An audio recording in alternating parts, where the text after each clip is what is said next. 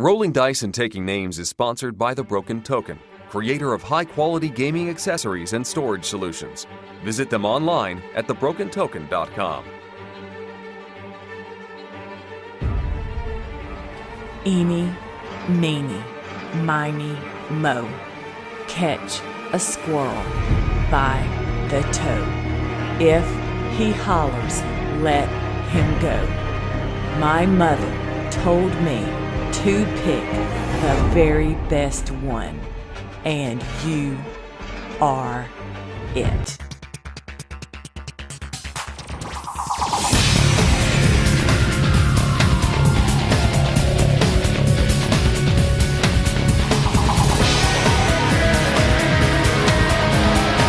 No, you aren't going to get bludgeoned by Lucille. Instead, you get to listen to Rolling Dice and Taking Names, where Adam and Brady Sadler talk about their new game, The Walking Dead No Sanctuary.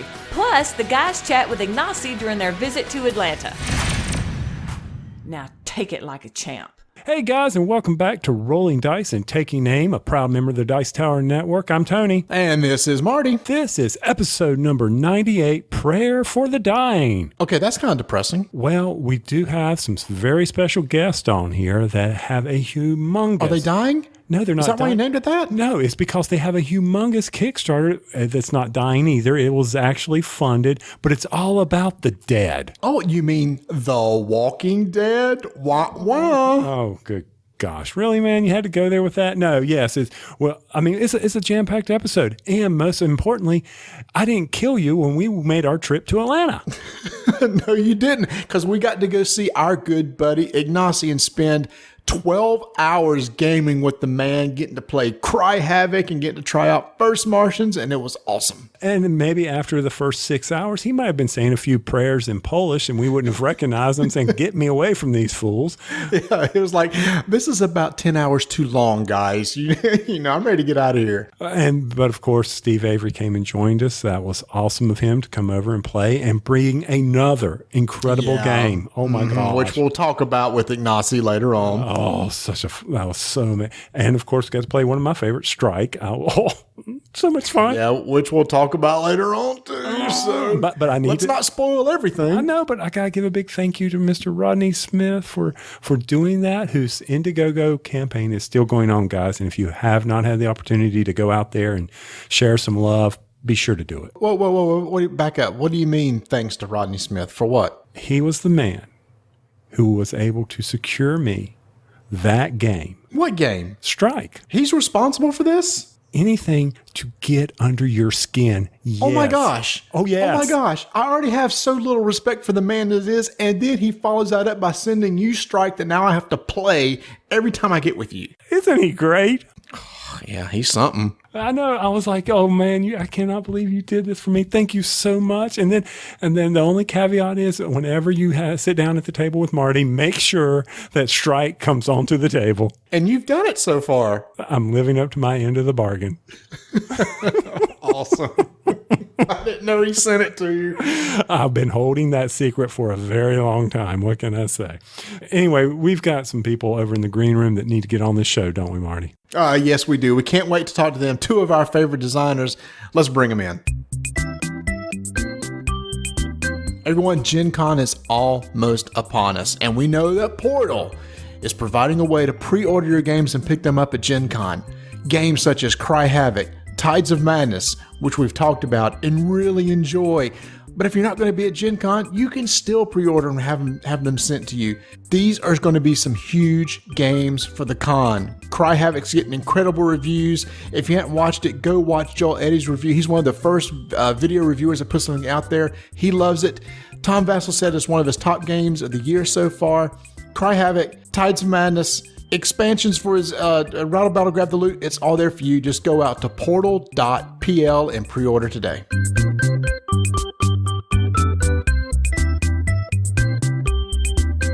We are so excited to have back to the show the hardest rocking brothers in board game design, Adam and Brady Sadler. Welcome to the show, guys. Hello. Hey, Marty. How's it going? And Tony. Hey, the other guy. I'm used to it, man. The other guy. Just go with it. If you want to get any words in edgewise, you need to, like we do in meetings, you need to raise a tent up, like a placard, to say, I want to talk now, Brady, I want to talk. Yeah, I'd prefer to be sitting next to him so I can stomp on his foot. I'm like, dude, I want to say something. It doesn't work. It doesn't work, man. It's hard to stop this trap. Well, you guys are on the show because right now we're in the middle of a very exciting Kickstarter campaign where you two were brought in to design a game for one of the hottest IPs in pop culture right now, The Walking Dead. For those who may not have heard anything about this game, you may be hearing about it for the first time, what is your elevator pitch for The Walking Dead No Sanctuary? Yeah, so The Walking Dead No Sanctuary is a fully cooperative board game featuring highly detailed miniatures. It's a game of difficult cooperation where there are the undead are shambling in the background, but the focus of the game is how these diverse characters interact with each other and how the players try to get them to work together, even though they're sort of designed to maybe not cooperate so well. So there's a lot, but it's at the same time it's fully cooperative. So that's kind of the kicker is it's a cooperative game where it's kind of hard to cooperate. Yeah, in the game, without getting too much detail right now, there's a leader in the game who has to give orders, has to choose what's going to happen every turn, and if the other players don't follow his orders, even if they can't, they will stress out the leader, and the leadership can pass. And stress is a bad thing in the game, so a lot of stress going around. So are you saying that being the cooperative, and I just heard this, it's not your typical go kill the zombies game? Right, Correct. right, yeah. You will be dispatching the undead because they are a threat, but they aren't the biggest threat in the game. You'll have your teammates to cooperate with when they might not be doing what you're commanding, because you always have the alpha player in a cooperative game. Well, you don't always, but a lot of people do.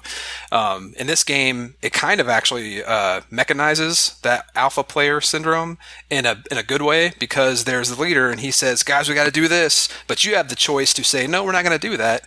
So you're stressing your leader out, even though he's on your team, but he might have made a bad call and you might have better plans. So you're like, well, you're taking the stress because this is going to be better. So And everybody has their own secret hand of cards, so they get to choose what they're doing regardless of what the leader says. They still choose what they're doing. We really one of the design mantras was individual choice. We really wanted that to really resonate in the game, is everybody has their own individual choice and you have your own plans and you want to make them mesh together, but they don't always work that way. So you're almost trying to mimic the way the show is. And by the way, this is based on the TV show, not the comic book, correct? And Brady and I are both huge fans of the show. We were thrilled to be able to work on this game. We both like the comics as well, but we love the show. And as Brady was mentioning, the zombies, like the show, the zombies or the walkers are there, but they're kind of in the background. They're a constant threat, but they're kind of a background threat. And in the game, you will lose the game if any survivor gets defeated, but you also lose if your group morale drops to 0 or if your event deck runs out, like if you waste too much time. So there's multiple ways to lose, not just from being eaten by walkers. Oh no, I was going to finalize that with, I'm air quoting right now, the walkers are more like environmental hazards in this game. I mean, they're definitely prominent and they're a main feature of the game, but there's something you just have to accept about the environment and you have to navigate them, safely. Yeah, and that's really kind of how the show has what the show has morphed into, because at the beginning of the show, it's like, what are the walkers? How do we deal with them? But we're so many seasons into it now that, like you said, the walkers are there, but that's not the threat anymore. It's the dynamic within the group. It's other humans outside that are trying to cause problems. And in fact, I believe in this game, I have the prototypes. I haven't seen all the scenarios, but you also have other elements besides zombies themselves, don't you? Yeah, so there are a lot of like scenario special rules, and one of the special rules is what they call rivals in the game. Rivals are AI controlled groups, other groups that aren't the player groups, and you might encounter them, and scenarios will dictate how they act. So they'll have their own AI that's very simple, and it's based off of what the leader chooses, his approach. So if you're aggressive, you might draw the fire of these enemy groups because you're acting very hostile, and they're like, oh my god, shoot them. But if you're very cautious, they might just go take out walkers because they don't see you. So that plays into what the leader's choice each turn. But also the scenarios will also kind of modify how those rivals act in each scenario. So there's a lot of design space there to kind of create personalities with each rival group. So the idea is you would have the governor in the game, or Negan or something like that? The governor appears in the Kickstarter right now. He's one of the social goals. He's as the player character, as a player survivor, which he was super fun to design as a survivor because he is a tough guy to work with. but but yeah, we actually have we have a lot of. I'm not sure how much we can give away about this, but we have a lot of ideas of how to make these iconic enemies. I guess we can call them for now nemesis, to play into that whole rival aspect where they can. We can just say that the game supports it. The game, we designed the game to support that. Yep. We'll play it safe and say that. So, Adam, did y'all have the game mechanics and theme and I'm sorry, not theme, but just the whole game mechanics and it was looking for a theme, or did they come to you with the theme and say, "Oh, we've had these ideas. We think it'll work well here"? That's kind of what it was. Brady and I kind of bounce around ideas a lot when we're not working on specific projects. So we have a lot of designs started that aren't even close to finished. And we were working on an idea for a zombie game for a while, and because we love zombies, we love the theme of zombies. We always have. We just never had a board game that kind of captured exactly what we wanted in a zombie game. So we had some ideas, and Cryptozoic contacted us and asked if we wanted to do a game for them, and they sent us a list of possible licenses that we could work with, and we saw Walking Dead on there, like, we're doing that one. We have a cool idea for that, and we just hit the ground running. So Brady, what other possible ideas were there? For game? Oh, the IPs or for the games? Nice try. Any of those that you want to answer or spoil here on Rolling Dice. Actually, I think just perusing Cryptozoic's site, you can get an idea of how many licenses they have and how many they can possibly get. So you can imagine how long that list is. You didn't want to tackle Castle the board game? I actually would. I'd probably take a stab at that, but I haven't watched all that show yet. But I like the actor. Fun fact, actually, when last time we were on your show, we were talking about Warhammer Quest, the adventure card game. We were making comments about. We just got an interesting email, and you guys were asking what it was. It was actually the email about this, like The Walking Dead. So here we are again. So that's been a short development time for you guys. Yeah. Like Adam said, I mean, I've actually, I think of all the themes out there, and I know zombies, people will always say zombies are overplayed. There's too many zombie games out there, which to a certain extent, I can agree with the fact that like a lot of people will just slap zombies on certain things sometimes. But I come from the Night of the Living Dead, Resident Evil, the original video game. I love those old, slow-paced, creepy zombie settings. So I've always had these ideas in mind, and when The Walking Dead came on, I was ravenous about that show. I love the comics. So I've always been tinkering with stuff, not necessarily for Walking Dead, but just for like my ideal zombie game. And it just so happens that it works very well with Walking Dead. So a lot of the ideas we were kind of tinkering around with, we could just kind of morph into this, because I mean the main driving aspect when you play the game is a leadership mechanic, you'll see, and that actually kind of morphed. That's an original idea from when we signed the contract, that we developed that for this game in particular.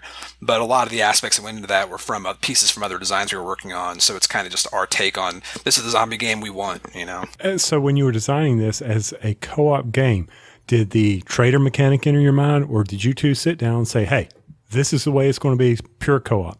Yeah, we've always liked elements of the trader mechanic, but in general, we kind of lose interest in trader games pretty easily because for one reason or the other, and we were pretty confident in this one that we didn't want to have. We wanted to kind of have elements of what people use in trader games, but not have traders in this game, like purely cooperative.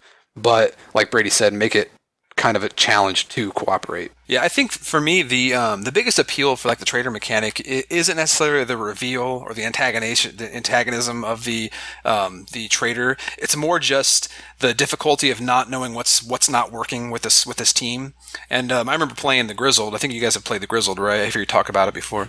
A few times. Yeah, I'm a huge fan of the Grizzled. So when I was playing that, I just loved this game where you couldn't talk a lot about what's in your hand and everything, but you had to work together, and you were like trying to get all these cards out of your hands and together. But it seems like every time you're playing a card, it's bad for everybody else. So it's kind of difficult to cooperate. And I love that concept. So that kind of had an impact on me at the time too. Just I want to make sure, because to me that kind of conveys that whole trader thing in a way. But it takes away the whole social aspect, and it's all just mechanical, which I really liked. In the mechanics of the game or the cards, you have those trader mechanics already built in, because if people don't follow the lead, which they can, if we don't know what we're talking about right now, they can go watch Rada's video on it. And there it is. There's that trader mechanic. Exactly. Yeah. And I don't have much against the trader mechanic, like, as a player. I just don't think I'll ever really want to design a trader game. It relies a lot on the social interaction, which social interaction is great in games. It's what games are all about. But I'm a big mechanics guy. I love solid, like really heavy rules about how to interact with everything. So So yeah, that was kind of our take on how to kind of get the trader feel without actually having trader mechanics in it. Yeah, I was able to get a prototype of this game, was able to play it, and I was the leader the first time that we played the game, and it does create some interesting decisions. And kind of to explain how this works is you draw 2 event cards at the beginning of the game, and you have to discard one and put one into play. Let's see, they're different colors, right? There's blue. There's wild blue, right? There's green, yellow, and red. Correct. Yeah, and then you're going to put one of those into play. And unfortunately, the discard mechanic, it's like when you discard it, you must do it. It's usually bad. So you're just trying to sit there to decide for the group which one of these will be the least bad for us. But then if you keep it in play, those can be good. So it's a balancing act. But then you've added this other element that based on the color of the card chosen, you're kind of indicating what you want everybody else to choose as their color card to play, because everybody else has their own deck with those same 3 colors, and you want them to match, because if they don't, then that's going to cause you stress. That's exactly right. Yep, nailed it. Except for one thing I would add is the discard effects are always bad. Like there are ones that are worse than others, but yeah, they're always bad choices. That's what he said. He was talking about I'll expand on this one. He said the one you put into play could be good, and what that means is the event you put into play has little mini objectives, sort of, that you want someone on the team to do, and if nobody on that turn does the event objective, then the leader also takes stress. So you're not only setting the approach for the turn, but you're also saying, hey, on top of our main objective for this scenario, I want you to do this turn. And if nobody does it, you're going to get stressed out. Right. And what I found was that the term that I believe that you use is called defiant. If somebody else does not follow the same color, they're considered defiant. But it's not typically on purpose. They may have drawn cards in their hand and they don't have the color card that you put into play. So they really have no choice. Or in the certain situation that they're in, they may decide, I need to be defiant in this situation in order to try to reach our end goal. And so when that happens, you put stress on the leader. And once the leader has 3 stress, it's like, okay, I can't handle being a leader anymore. And you actually pass the leadership role on to the next person in line on the table. Yep, exactly. Just like Rick at the end of season 2, otherwise, or middle of season 3. Season 3, yes, mid-season 3. What, a Ricktocracy? Yeah. I was just going to add on to that the not having the appropriate approach card in your hand definitely happens a lot. But as you said, sometimes there's something that you can play that is actually good for everybody, and it's the perfect card for you to play that turn, but it happens to be defiant. So you are ignoring the leader's orders, but you are doing something really good for the group.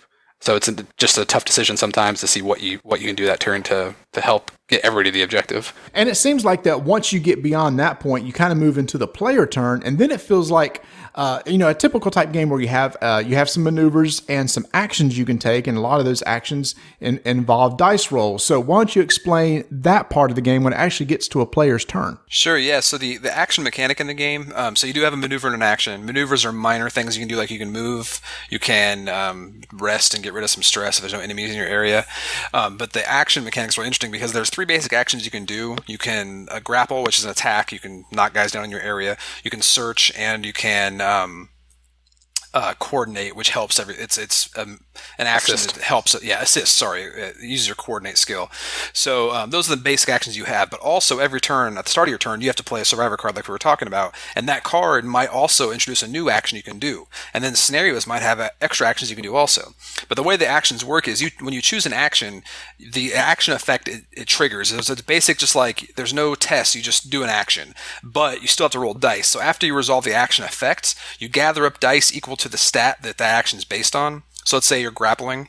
So you get your attack dice. You get a number of action dice equal to your attack, and then you add a number of stress dice equal to the stress you've suffered, and also one more stress die if you have at least one walker in your area. And you roll those up, and you want to get successes on the action dice because successes may let you boost your action. So let's say if you're grappling, your basic action effect knocks down an enemy in your area. And one of the success effects can be defeat a knockdown enemy in your area. So you could spend a success to do that. So it's very there's a lot of economy in the successes, because you can also get focus to switch focus to success, or you can gain focus tokens to be prolonged successes for later actions. And feel free to jump in here, Adam, if I'm overlooking anything, because the action system is very robust. I'm just trying to cover kind of like give an overview of it. But yeah, he was touching on the dice mitigation in the game. Like there are successes on the action dice, but there's also exert symbols and exert symbols and focus symbols.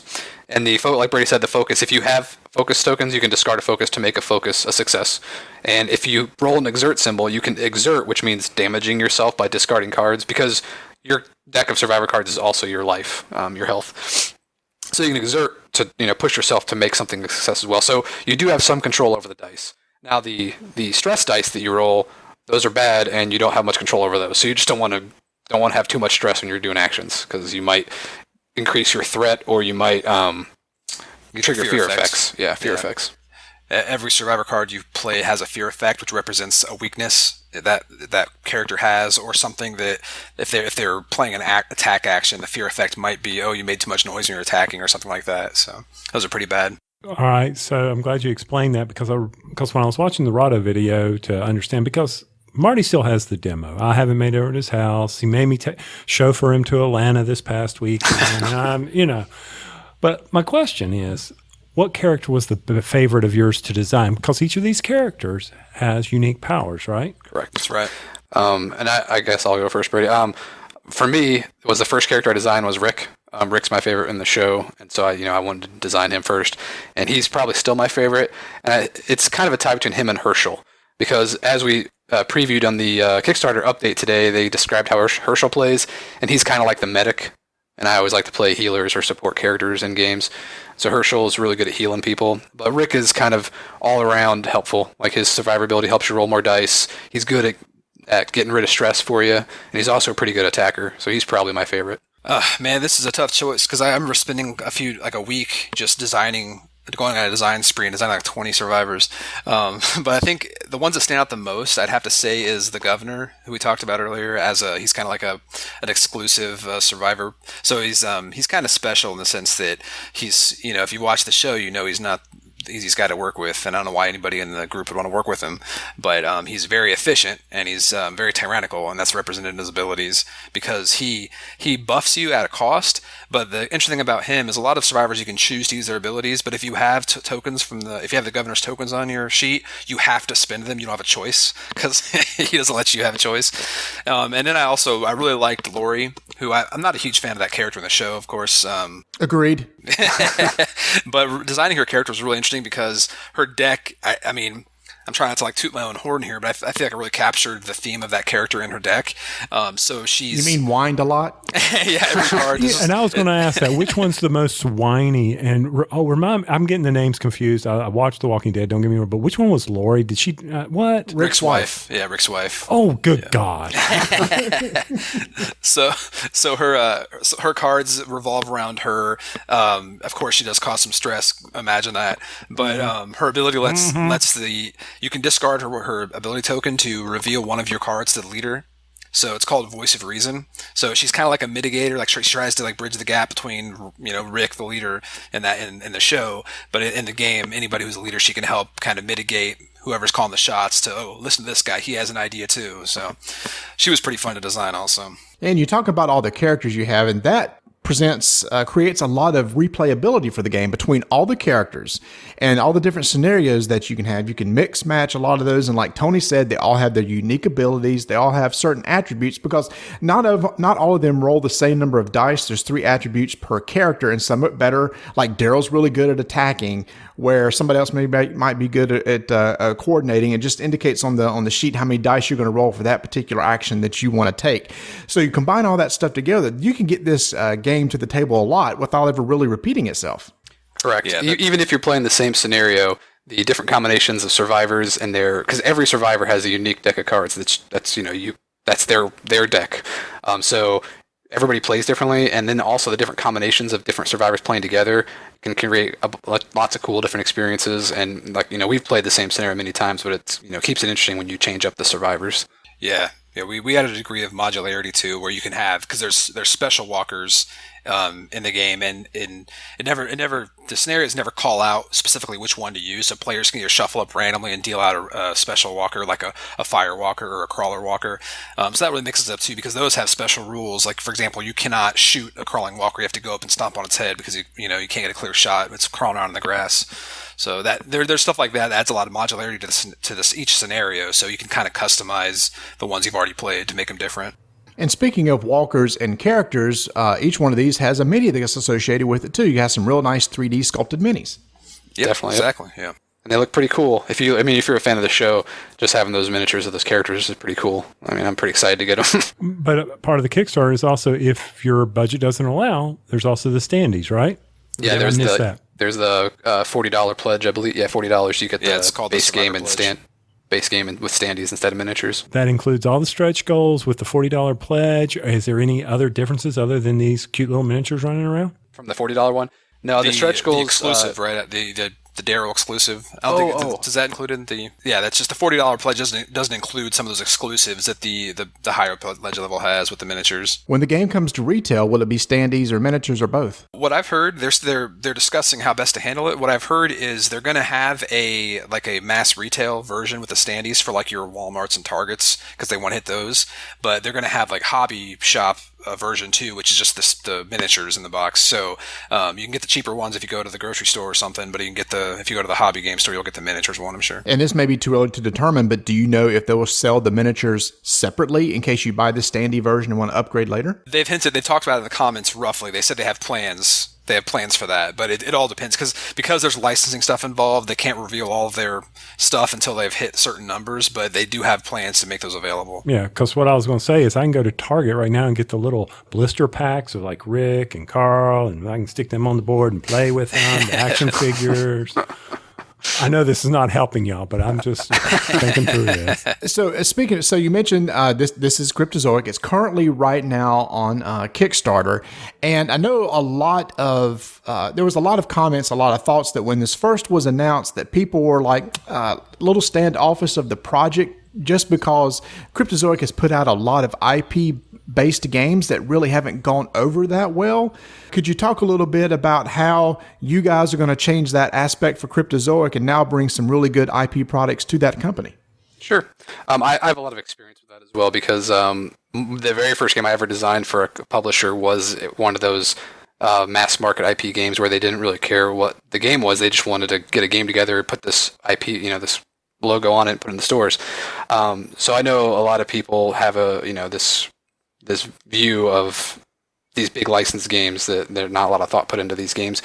But Cryptozoic, when they contacted us, they specifically said they were interested in taking a big license and kind of taking their licensed games to the next level by hiring professional designers to help out and make the really deep strategy-driven game based on an IP. So I think that we kind of did as best we could to go with that vision. Yeah, I think one thing to keep in mind too is as I read these comments too, of course, because before we signed on to this, we're just consumers also. We design, we're in the industry, but we also purchase games a lot. So I have certain preconceived notions about Cryptozoic's licensed games, but at the same time, I understand those are kind of aimed at a different crowd because a lot of those are aimed at these. I mean, they try to get their games into GameStops where video games are more popular, and mass market and stuff like that. So it's pretty obvious that a lot of hardcore hobby gamers will kind of turn their noses up at that. It's like, oh, those games they're just so brainless, blah blah blah. But it's kind of for a different audience, and I kind of appreciated when they came to us, like Adam mentioned, that they kind of wanted to add that like a robust design to one of their IPs and really push it up there into the hobby market. So we're like, heck yeah, dude, sign us up. Yeah, Brady and I are like gamer fans first. We design games in our free time, but we're consumers and we we know what we want, so we try to kind of give people what they think we want as well. So are you on for the long haul with them? I mean, you're coming with the boards and the base cards. I mean, like you said, the scenarios are endless here if the game is a hit, right? Yeah, if the game gets legs, I mean, I've got plenty of ideas to expand this. I'm kind of to the point now where they tell me to stop sending ideas right now, wait till this is done. but I mean, we could take this to so many different levels as long as there's people showing enough interest in it, and the fans like it. It's got a good reception so far for people who've played it, so I'm hopeful. Yeah, we just funded today, actually, while this is recording. We funded today, and they have lots of stretch goals planned. We prepared a lot of things for this Kickstarter. I hope we hit some of them because there's some really exciting things coming up. But yeah, we have a lot of content already designed, And if it's not unlocked in this Kickstarter, I'm sure it'll be used in the future. I hope we unlock all of them, but I hope you do too. I mean, to be honest with you, I'd asked that question and because it's one of those things that I might would have passed by also until I saw that your names was listed as the designer, and that got me really interested because I enjoy what you guys have done. So that did bring in some additional eyes, and I think that was smart of Cryptozoic to bring in a couple people that people know about and has a good track record with their game. So good for them. I'm glad to see that it has funded, and I believe this is going to end on August 1st, so there's not much time left. It was kind of a short Kickstarter. I think it was like only 20 days. Yeah, it was a short one. And Cryptozoic is dealing with all these different licensors, and they all have different approval processes and things that I have no idea about because we just focus on the game. But there's a lot of elements that go into scheduling and everything that we out of our control. So yeah, the Kickstarter comments section is like a fountain of people suggesting how best to run Kickstarter campaigns, and that feedback's really appreciated. But I think a lot of those people don't stop and think, well, Cryptozoic's got their hands tied a lot in the sense that they can't do everything they want to do because they're working with licensors who also tell them what they want done. And so it's a lot of licensors don't have the same involvement with the hobby board game Kickstarter, landscape. So it's a lot of conflicting stuff that goes on that's in the background nobody wants to really talk about publicly, so which is understandable because it's just a headache. So there's a lot of hands tied there. There's a lot of approval processes involved. Yeah. And I'm looking over here, tons of add-ons. I mean, 2 expansions. Wow, that's pretty adventurous, guys. Yeah, they tried to come out swinging on that because they had a big long plan of that's what kind of most of the development time was devoted to. We had a core design pretty quick, but then it was all about getting all this content ready to go because they wanted it available to launch to show off, and we're like, oh geez, okay, let's do this. I think that's also contributed to the shorter campaign. Since it is a shorter campaign, I think they were trying to show off as much as early as possible to show the backers, there's a lot of stuff planned for this game. There's a lot here, so. Well, that's good. I'm really glad that this is funded. I like I said, enjoy you guys. I'm glad this is success you've had. And before we wrap this up and let you guys go, we do have a couple follow-up questions. One, the first time we had you on the show was for Warhammer Quest, and I saw that there were a couple new characters that were just released that you can pick up some add-on packs for the additional characters, $5 a piece. I love that price point, so I'm going to be picking those up. Where's that game stand? Is there some new scenarios or expansions coming out for it? I wish we could say. Yeah. I have a feeling. Yeah, I'll have a feeling there's some discussions about. Gen Con's coming up, so I'd assume that a lot of the announcements are going to be. It's common knowledge that FFG has a wealth of announcements for Gen Cons, so keep your ears peeled there. So basically, if you're going to Gen Con, you want to get a ticket for the in-flight report. That's Friday at 1 p.m., which I have a ticket for, and we'll see what's going on there. That's right. So, and you got anything else in the hopper that you can talk about? Yeah, we actually have another Kickstarter coming up. Did you want to go ahead and talk about it, Brady? Oh yeah. I was going to mention what you were just mentioning is we have a Kickstarter. It's not. There's no date set in stone yet. There was discussions about it being in August. I'm not sure if it's still the case, but it's with MegaCon Games. It's a game set in their Myth world. This game's called Myth: Dark Frontier. It's a cooperative board game. It's already been announced, and there's a lot of information on BGG. You can check it out there. But they're still pending the launch date, so we'll see when that happens. There's actually a video of them playing through some of the game on Board Game Geek right now, and I think they posted an update on one of their Myth Kickstarters. But yeah, it's like a 45-minute video, so you get a pretty good feel for the game if you check it out. So I know we're done with The Walking Dead, but I did have a quick follow-up on the allies. When you're playing with less than 4 players, is that for every character? Allies are for every character? Yeah, the back of every Survivor sheet will be an ally version, yeah. Brady loves his solo games, so he wanted to make sure that there was some solo-friendly content in the game. It took twice the amount of development time, but I think it's gonna be worth it. What's your favorite solo game? I don't have a lot. I've been playing a lot of DVG, just the leader games like Apache Leader. I love playing Sentinels of the Multiverse, but I think my all-time favorite solo game is Lord of the Rings LCG. Nice. Which is where you got your inspiration from for Warhammer Quest. Yeah. I'm still itching to design a expandable game somewhat in that vein. I'm a huge adventure game buff, but I love card games, cooperative card games, so I'm going to do something eventually in that realm. So are you in the Grey Havens expansions? Yeah, but playing solo through that's pretty rough. So it's I need to get my wife's been taking a break since we have a new son. So we're kind of Congrats. thanks. He's 8 months now, but we're still kind of getting the routines of having a screaming kid in the house. So maybe I'll get my second player back soon. I don't know. That's awesome that she plays with you. Now, before we let you go, I do have to ask the final question here is this. I know you guys keep up with the TV show. Who do you think is going to get it on The Walking Dead from Negan? I have a strong feeling that they're going to stick true to the comics on that. I think that they're going to take Glenn out. I think.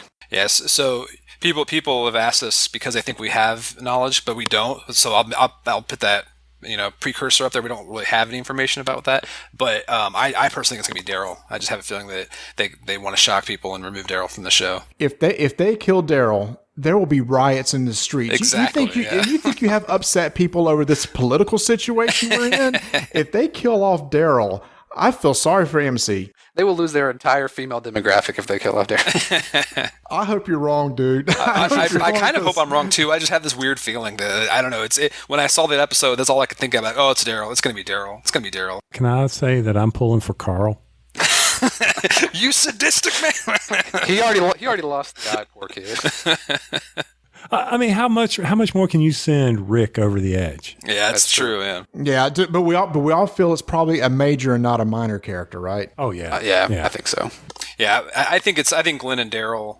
I mean, it could be easily be Glenn or Daryl in my mind, but yeah, I'd probably lean more toward Glenn after talking about this more. But I just have this gut feeling it's Daryl for some reason. Oh my gosh, people will flip. They will flip and lose their mind. I'll lose my mind because he's such a fan favorite because he's not in the comic, so he's strictly from the show. Yeah. So without being specific as in names and who you're working with, how many games do you have in the hopper right now? As far as in development, or yeah.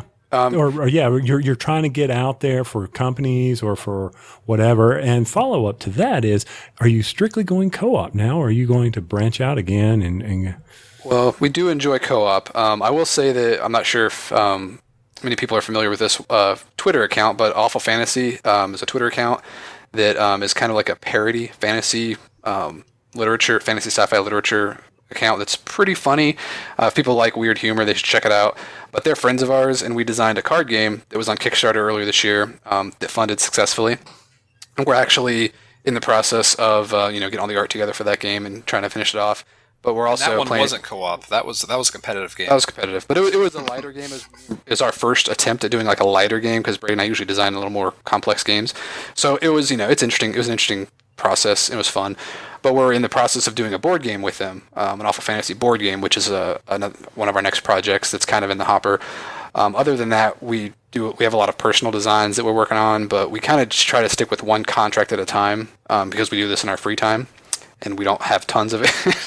So. Yeah, we actually haven't had to pitch a game in a while because we usually just get contracted to design a specific game. But actually, personally, we have two main pet projects going on. I got a superhero co-op game and then a co-op Euro, actually, which I'm kind of just experimenting with because I never thought I'd design a Euro, and I don't play a whole lot of Euros, but I have this, affinity for them. They kind of got me into the hobby, so we're messing around with a co-op Euro as well. So we'll see where those go. Well, I thought I had the last question. Then Tony threw in another question. So no, really, this is the last question. No, there's one after this even. Well, then you go first. I want the last question. Go ahead. You want the last one? All right. So Marty was joking about Castle, the board game. How about Castle, the social deduction game? You think about it. Don't answer it. Don't. No, Okay, now I go. can think about it. No. Wouldn't you absolutely hate that, though? Yes. But I love Castle. But think about the whole thing of trying to kill the civilians, and then you'd have them. Does your love of Castle overpower your hatred of deduction games, social deduction games? No. So never mind. Castle, the Clue. I don't know. Okay, I listen to you Marty. guys' show a lot, and I hear how much you hate the social deduction games, Tony. Yeah. Where do they even come from, Tony? Oh, I don't. Hey, there is one that we got to play at Origins. We missed y'all at Origins. Hate you couldn't make it. Yeah, me too. And it was by Emerson, and it was pretty. It had grabbed my interest. So there you go. He's an interesting designer. Yeah, I like his stuff. But it's in prototype, so we know it's not coming out anytime soon. So, all right, so here it is. Last question. I know you're both musicians. I really appreciate that. What's the last album you bought? Van Halen Greatest Hits. Are you serious? Yeah, I bought it because I needed to download it on iTunes because my son likes classic rock. He's like only 8 months old and he hates kid music. He'll just cry through it. But if I play some Journey or some Van Halen, he just loves it. He just stares at it like he just spaces out. I love this, Dad. That's awesome. That's good parenting right there. Okay. If I'm being completely honest here, the last album I bought was the Frozen soundtrack because my daughter really wanted to listen to something in the car besides my podcast. So. Yeah, we're podcasters these days. I mean, we still love music and all, but we just every time we're in the car, we listen to podcasts. Okay, so I was wrong. Maybe the castle question was a better last question. Guys, thank you so much for coming on the show. I mean, so much. Congrats to the success so far with No Sanctuary. Everyone listening, if you haven't checked it out, it ends on August 1st, so you don't have a lot of time. Go check it out. I've played the prototype. The tension is very thick when you're playing as the leader. What they wanted to create actually works because as a leader trying to decide what's the best way to help the group without really hurting the group, and then you got people that might go against you. What they tried to design works. It's not about the zombies. It's about working with other people and completing your goal. Really good game. Congrats, guys. Thanks a lot. Thanks for having us. Thanks for having us on. I really appreciate your guys' show. I just want to say that because I listen to you guys all the time. Keep doing what you do, man. It's great. Thank you.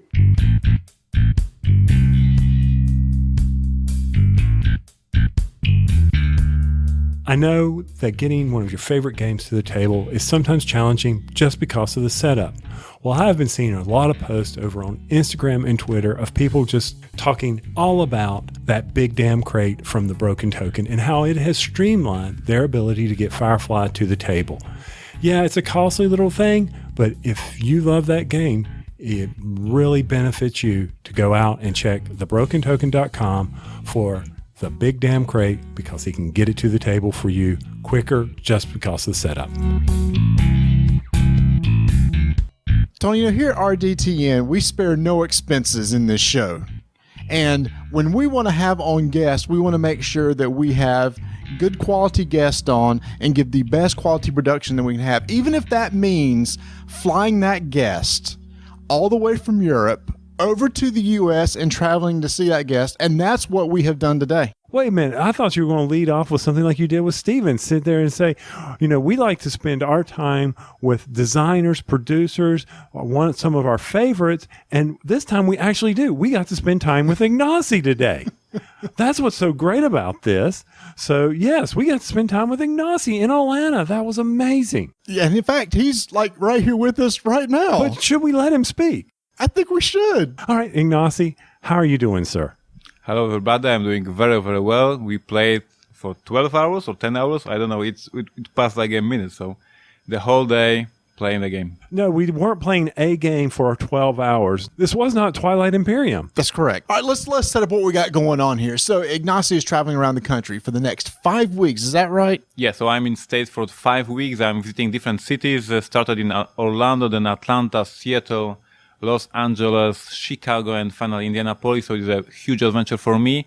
And I'm meeting with gamers, playing in the game stores, playing in the hotels. And today I played with you guys. Once again, we didn't, we found that we had a very nice hotel, great rooms. Steve Avery came and joined us today, Marty, and he brought some incredible, awesome 1980s games to the thing. And I mean, where else could you get Ignacy? You had to travel thousands of miles, 22 hours, and you got to play a game called Thunderroad. Yeah, I told you when he showed us the box, I told him this is something incredible. We didn't have such a games in Poland back then. 86 it was, right? 1986. I had 10 years back then. So for me, it was like a super experience and it was a fun game. Was it a fun game? Yes, it was. It really was. It was stupid, but it was stupid fun. And it was even more fun because I won because I blew up Ignacy's car with my chopper. So that's what made that an incredible experience. But we're waiting for the re-release from Portal. I think that Steven told us that someone else is working already on this, right? That there was some rumors. I don't know what's going to happen, but maybe we'll see. You might better look out. Crazy Cards has competition now. Yeah, that's difficult, right? So you were down at Dice Tower Con. Did you have a good time? Did you get a lot of demos in? What were you demoing? Yeah, I was demoing Crazy Cards and Cry Havoc and Tides of Madness for the 4 or 5 days. I don't remember exactly. I was demoing from the beginning of the day till the late night, and I had a blast. It was my first Dice Tower Con.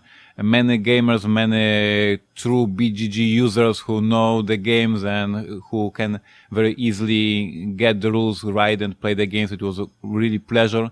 And yes, we had lots of demo games done. No single game played except demo games though by me. So I was only running demo games. That's one reason why. Well, that is not true. I was going to say it is one of the reasons why we came down to Atlanta. First, we wanted to spend time with you and just hang out, and we've been talking about this for months about hooking up. But it also gives us a chance to try out some of these games. And the first game that we got to play the final production of Cry Havoc production copy. I mean, we got to play a prototype back at BGG Con, and boy, it has really changed from what we saw at BGG Con to now. It is an absolute gorgeous game. Yeah, thank you. So this is a production copy. I have one of the 6 copies on this planet right now because we have only few copies right now. The rest will be shipped to the Gen Con.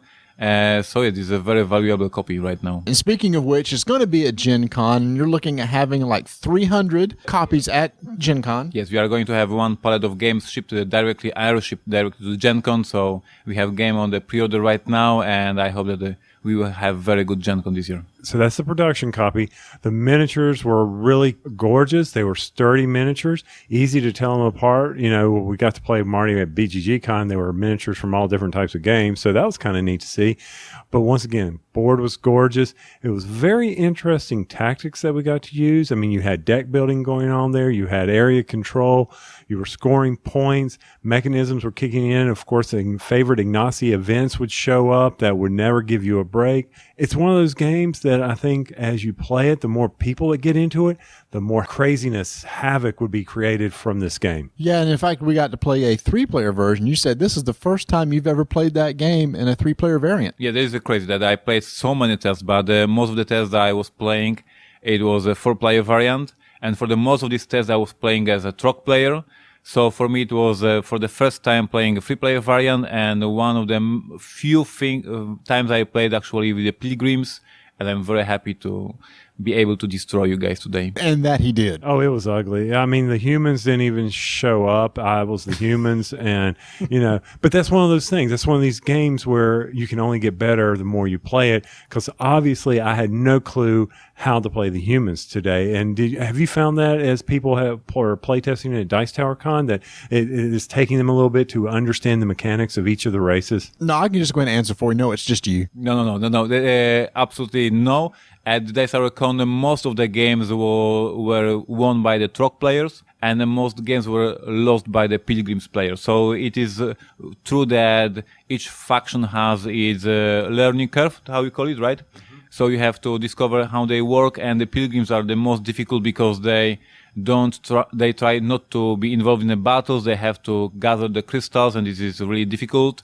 And the trucks on the other way are popping like popcorn on the board very easily and attacking everybody. So yes, there is a stepping curve about the learning of the game, absolutely. Now, Marty was playing the machines, and he had this mechanism called the orbital strike.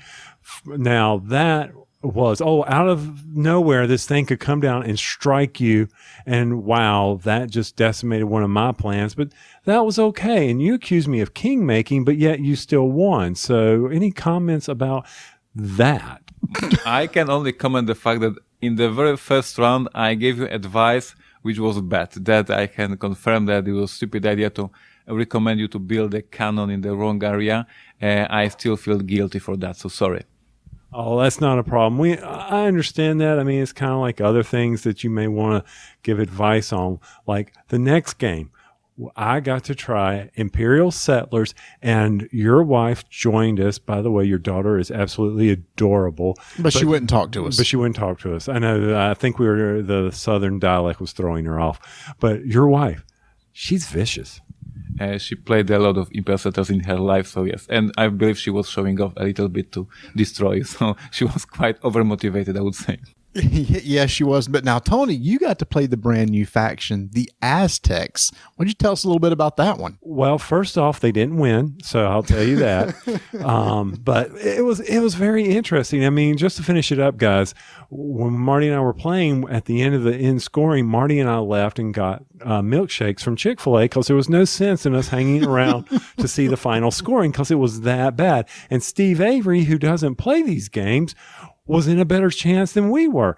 It's nothing against the Aztecs, but it was so neat. Aztecs have this new mechanic, Prey. Now, Ignacy, what does Prey do? Because it's going to be for all the factions. Yeah, so this idea of bringing religion to the universe of Imperial Settlers, and now each faction can pray to its gods for gifts, and it is a mechanism of push your luck, so you can be blessed and have resources and goods basically for free because you're blessed in such a thing, or you can pray for more. And this is the moment when push your luck comes up. You have to draw common cards, and if they match the color you were praying for, you will get the goods. But if you are not having these cards, if you're not having these right colors, you just offended the gods and you will not get nothing. Okay. And Marty, how did that nothing work for you? Oh my gosh. So like you said, every faction gets prey cards, right? So when I drew them into my hand, I was playing the Japanese. It's like, all right, I want to see how these things work. And it's quite simple. I activate the card, and for me, the Japanese was looking for red cards. So you'd flip over 5 cards, and every time you flipped over and got one, you got a victory point. Let's see.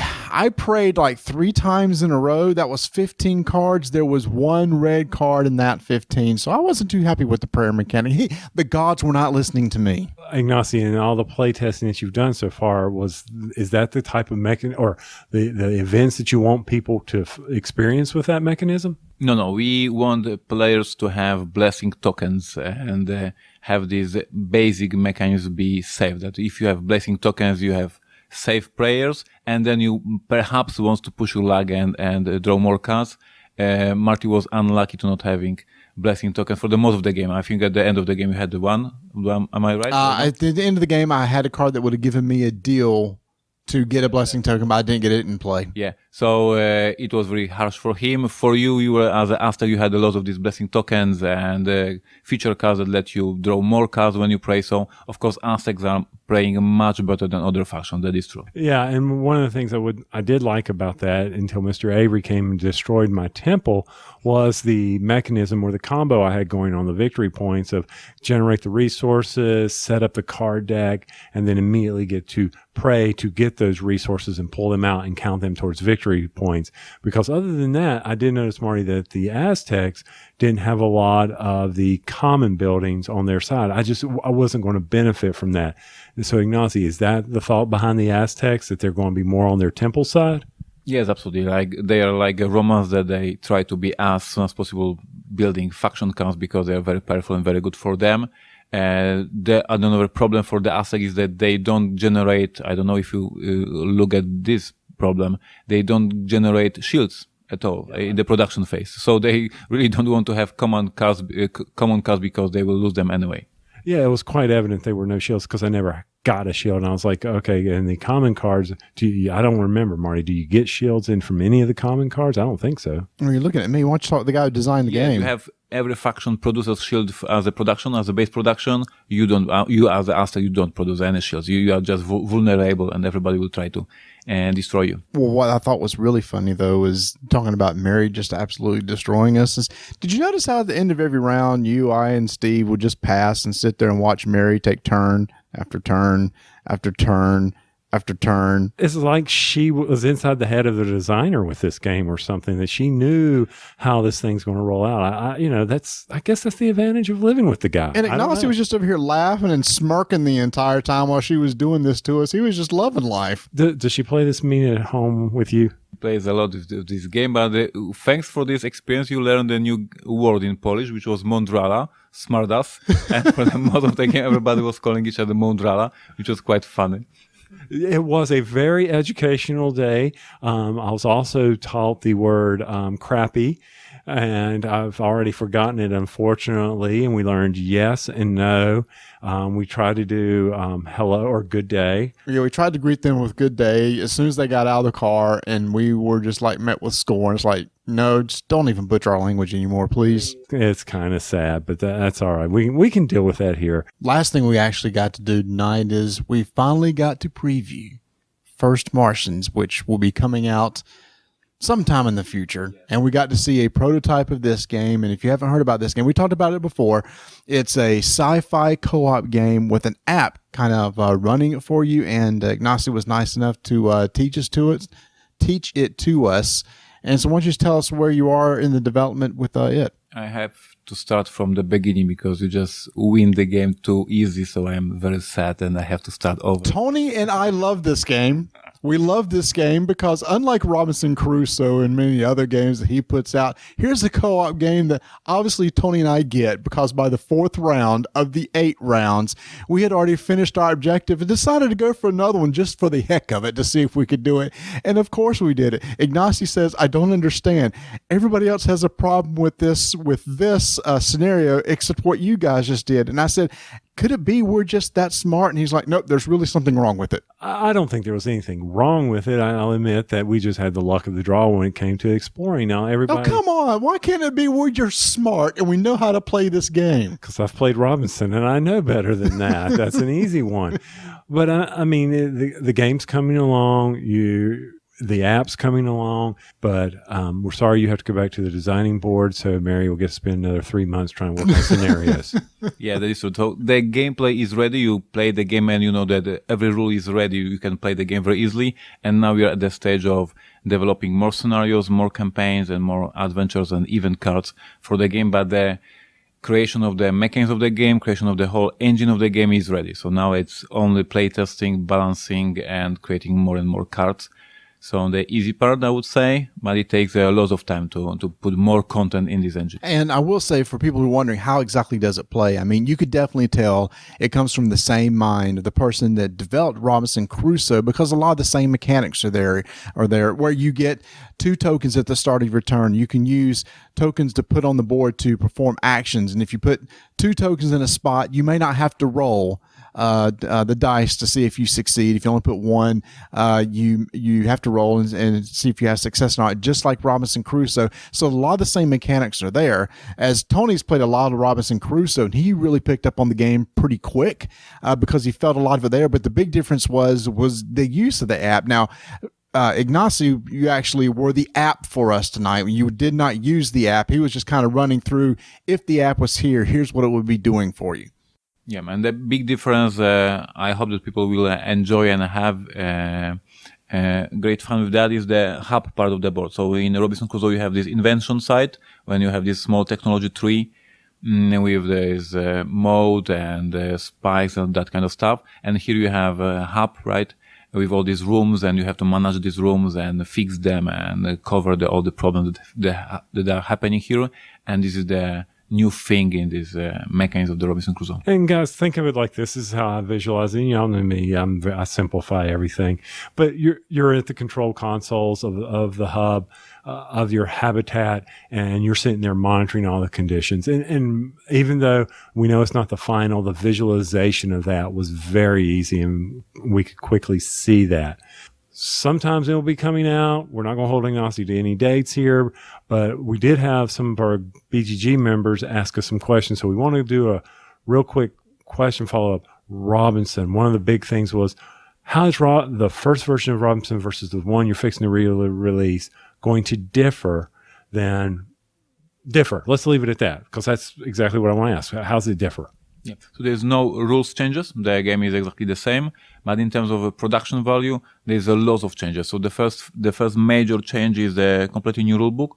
We took the old rulebook and throw it to the bin, and we took a German rulebook from the German edition, which is absolutely perfect.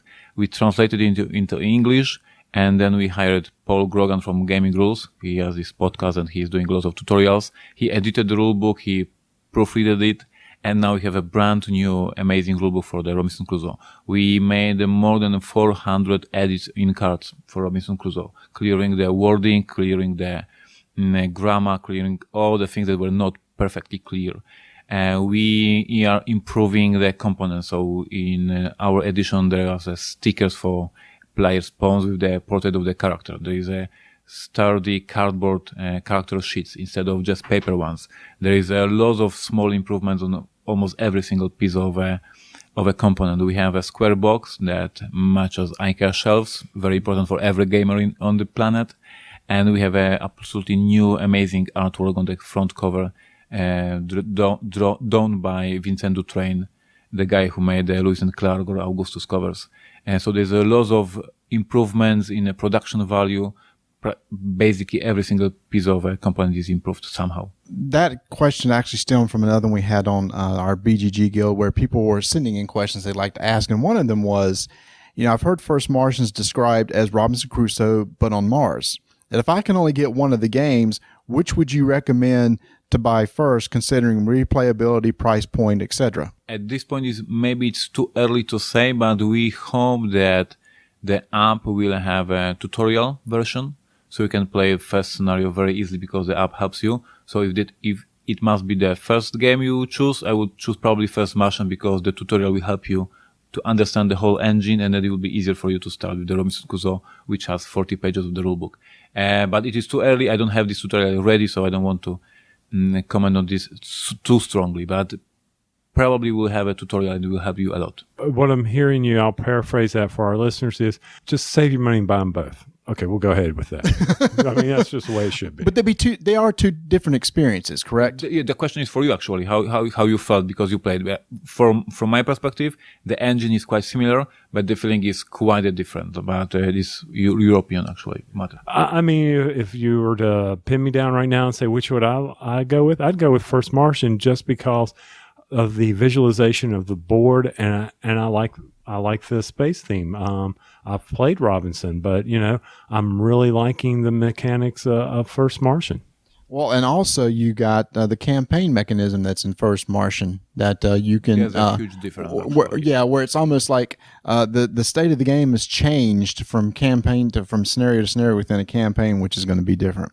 Another question was, I'd like to know if Ignacy has any plans he can discuss for Stronghold 2.0 or the 51st State Master Set. You going to do anything else with that? And before you answer that, why don't you tell us about the expansion that's supposed to come out? Well, that's part of this question. Discuss plans for Stronghold 2.0, which would have fed right into that, but you had to interrupt. Well, but that's because I can't see your phone from here. So anyway. Well, that has nothing to do with you. You know what this question is going to lead into, and it was a perfect way to segue right into the expansion. Okay, anyway, answer the question.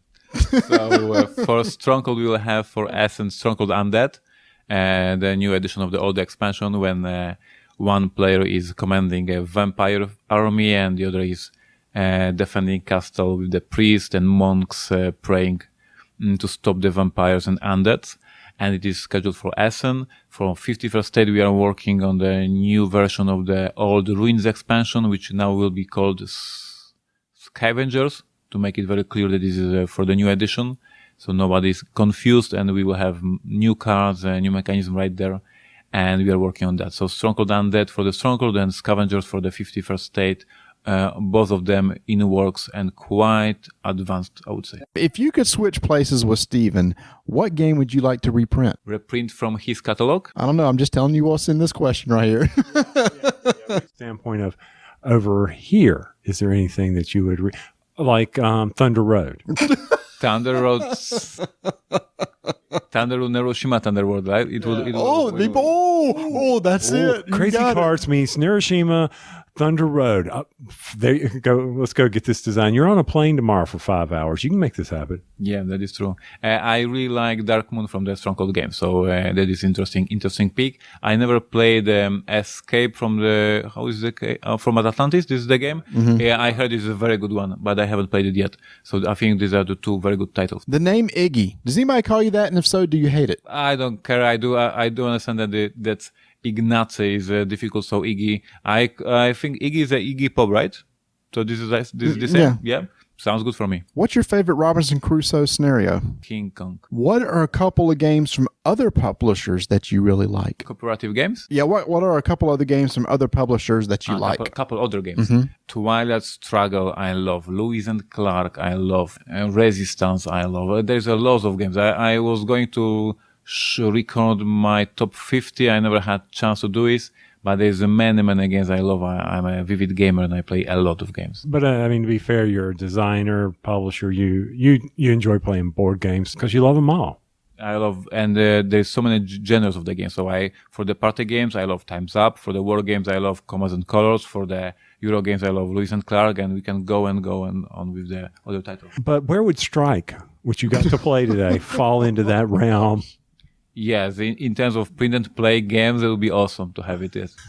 Yes, we introduced him to Strike because Tony had to have that and pull it out. And Strike and Thunderroad, there's some winners right there.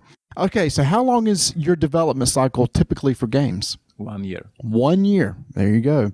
What's one thing from the design of either of the games that you mentioned here, like Cry Havoc, that you had to cut? We are deleting and cutting rules over and over again. So I don't have now idea for one thing that we could cut, but basically designing is cutting. Like you have at the very beginning, you have many ideas, and then you just cutting until it's done. What's your favorite Polish dessert? Polish dessert. That's an interesting question. I would go probably with the very simple. There is a cookie called Napoleonka. I don't know if it exists in English, but it's a very good cookie with something like a pudding inside. I like it a lot. And the final question: how many titles per year can you produce and give the individual marketing attention each game deserves so that some titles don't fall under the radar? That is a very good question. I don't know the answer. If I know the answer, I would release exactly that many titles. Not more, not less. This year we are focusing on 51st State and Crazy Cats and Cry Havoc and Robinson Crusoe and First Martians and Tides of Time, and this is too much. So next year we'll probably release a little bit less games. But yes, it's a tough choice because we love all these games. We want to give them all love they deserve. We spend so much time developing them, but it's hard to talk about each of these games and market each of them separately with the great ideas and a good marketing plan. So 3, 4, 5 games is a quite good number. So, and our final questions, how is the conversion of Hex to 3.0 going for all the factions? Well, any plans for 16? What's on the radar there? You're talking about Neuroshima Hex? Yeah, I'm sorry, I shortened it up. So, yeah, Hex. Yes, for Gen Con we will have 2 new armies. That is a Dancer and that is Mephisto. And I have no idea what is already released in English because I just got lost. So I just know that we just received from printer 2 new armies. And what's next, I don't know. But Dancer and Mephisto for Gen Con, I invite everybody to try them because they are very unique and very special armies. And speaking of Gen Con, what will be new at Gen Con at the Portal booth? So we will have Cry Havoc, our major release. We will have Tides of Madness, our smaller new release. We will have Angry Ocean for Rattle Battle new expansion, the first expansion for the game. And these are 3 new titles. Then we will have Dancer and Mephisto 2 expansions for Neuroshima Hex. And then we will have our other new games, that is 51st State and Crazy Cats. So it's pretty much this. And for the game, the new games, are the pre-orders still open? We have pre-orders open till end of July. So there's not that much time left because we have to pack this and ship it to Gen Con. And if you visit our website, you can actually not only pre-order the new stuff, but you can pick any promos, anything from our website. We are just preparing a huge package from Poland when we close the pre-order. So you can go to our website, order anything, any promo, any t-shirt, whatever you want, and we'll just pack it and send it to Gen Con. Fantastic. Well, it is 12:30 in the morning here. Ignacy, we have to get him back to his room so he can get packed and get on a plane tomorrow morning with his family, head to Seattle, and we're going to be heading back to Charlotte. So it was fantastic seeing you. It was fantastic spending the whole day gaming with you. It was a great day. I totally confirm. Yeah, it was. We went out to some restaurants. We hope they liked them. We tried. So we took them to a barbecue restaurant, and neither of them got barbecue. And his daughter would only eat French fries. At the Mexican restaurant, it was French fries, and yeah, she is missing a Polish food. It's tough for her. Have a safe trip, man. Thank you so much for spending the day with us. It was very special for us as well. And, as always, be safe out there, especially traveling in this crazy time. And can't wait to see you again. Absolutely. See you guys at Gen Con. Thank you for a great day of gaming. I love it. I'm going to let this one as the final shot. So what does it mean if your wife has to put on reading glasses to play Imperial Settlers? You are telling that my wife is old or what? Oh, I didn't say your wife was old. Even Tony, on one of the questions, like, I don't see the big deal about this card. It costs a lot and it doesn't give you anything. Ignacy looks at it and says, you get 10 points. And Tony says, that's a 10? But that was the pre-production, so I can understand that. So anyway, we were having too much fun with that. So Ignacy, thank you so much, and we will be talking with you later.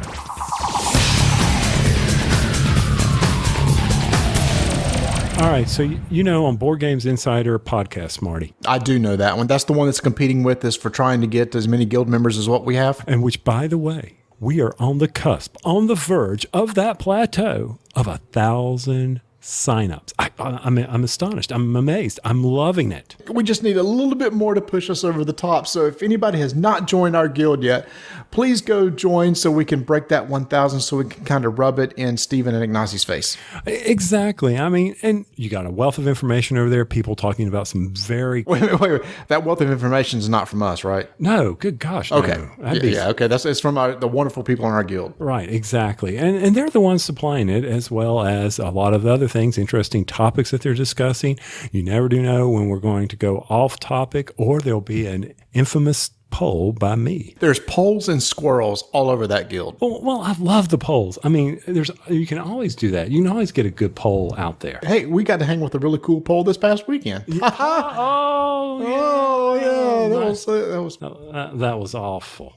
But anyway, a poll was placed out there where I talk about what do you do when you have way too much games in your game collection. Way too much games. Love your English, dude. It's because I was having to type in my Board Game Geek username without saying it on the air. So you can't type and talk at the same time is what you're saying. I'm challenged in many ways, as you know. So anyway, I did put a poll out there. And yes, it served an interest of mine, but I asked the question, what do you do when your game collection is getting ready to bust out of its seams, that you've got nowhere to put it? And surprisingly, not surprisingly, 55 or 56% of the people who have responded have said that, hey, I'm just going to sell them away. I'm going to trade them away. That's what I'm going to do with it. And then, some other people are saying, well, I'll just go buy more shelves like you did. Yeah, but now I'm at the point where I answered that poll and I said trade, sell away. Well, there's other options out there. And this one was not popular. And that was to condense your collection down and pull it out of the regular box. Now, Marty and I received the Bit Box, and it's going to be on Kickstarter in July, and they wanted me to talk about how you could condense it down, how you can pull games out of there. And Marty, one of the things that I was concerned about is what do you do with the box art? Now, I'm going to keep my boxes, right? I would hope so. Yeah. And I'm going to tell you that I was able to take 15 games and condense it down into this Bit Box. What? How big is this Bit Box? It's the same size as a cubby that you have on your IKEA. So how big is that? Your IKEA shelves that I hope you got bolted to the wall. They're not bolted to the wall. As they clearly state in the IKEA instructions to bolt this to the wall, to anchor it to the wall to keep it from tipping over. What is it? Is it 16 by 16?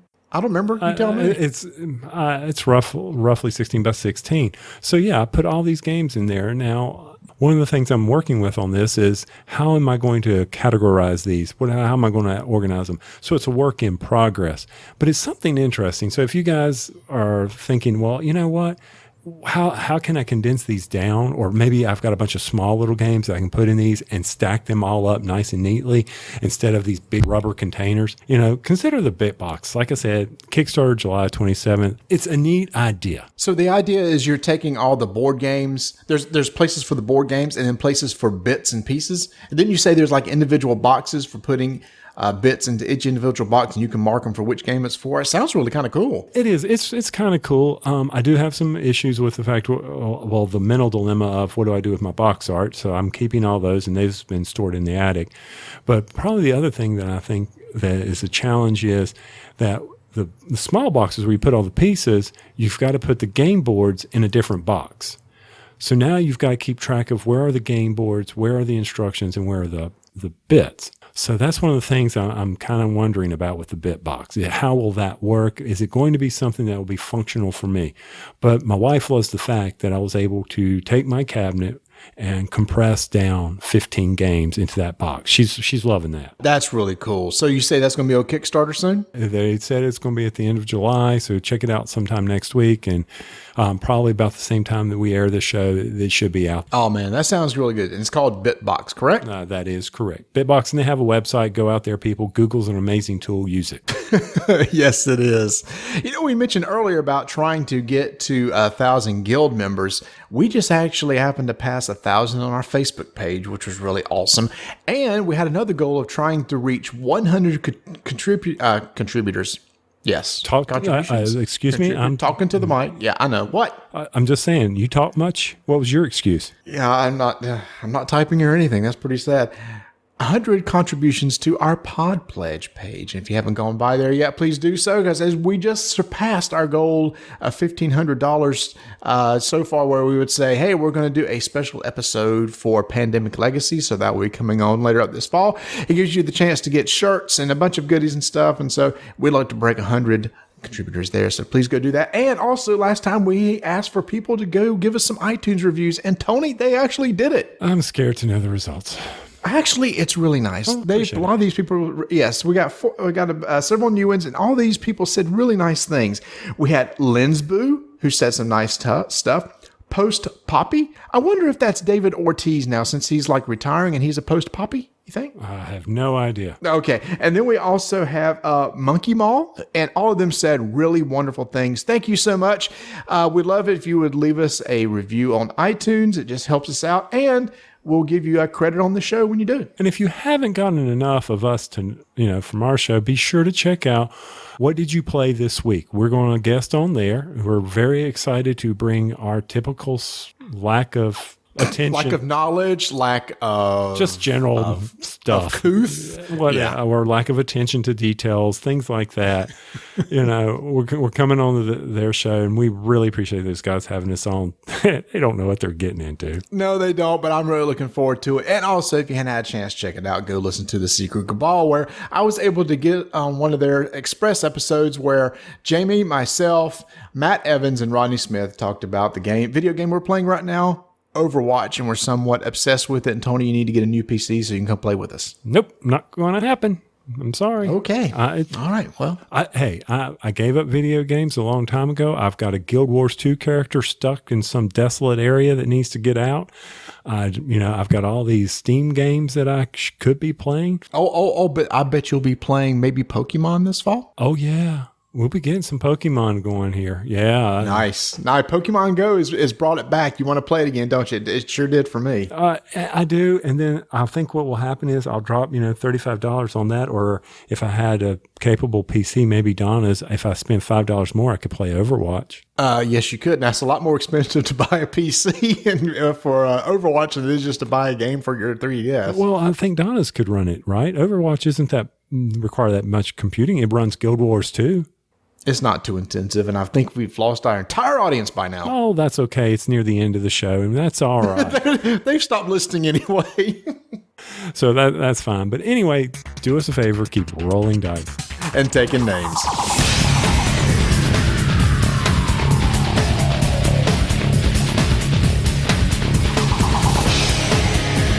Thanks for listening. Join us next time when Tony and I will record on location from Mega Moose Con.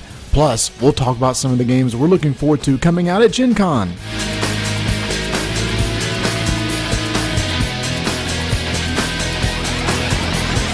All right, here we go.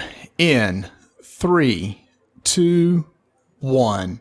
We are so excited to have back to the show the hardest rocking game design brothers in the hobby, Adam and Brady Sadler. Hey guys, welcome back to the show. Hey, how's it going? I am Bradley. What was that Bradley stuff? I'm like, where are you going with this? According to my notes, I've got Adam and Brady on. Did I say Bradley? Yeah. Okay, I'm starting this again. I liked it. We are so excited to have back to the show the hardest rocking brothers in board game design, Ada. Oh my Perfect. That's the first man, too. Oh, man, I've never heard that. Adam. We have with us Adam and Bradley. I'm changing my BGG username. Gen Con, right around the corner, people. Don't forget to check out the Fun Again pre-order system for possible ones that will be released. So if you hear something, not all of us, like Marty, can go to Gen Con and see and buy the games there. We've got to wait for them to hit the online markets and in retail stores. So be sure to check that out. So if there's something hot that you really wanting to play, Really? I think you should really look into going to the pre-order system, yes, and placing an order at funagain.com.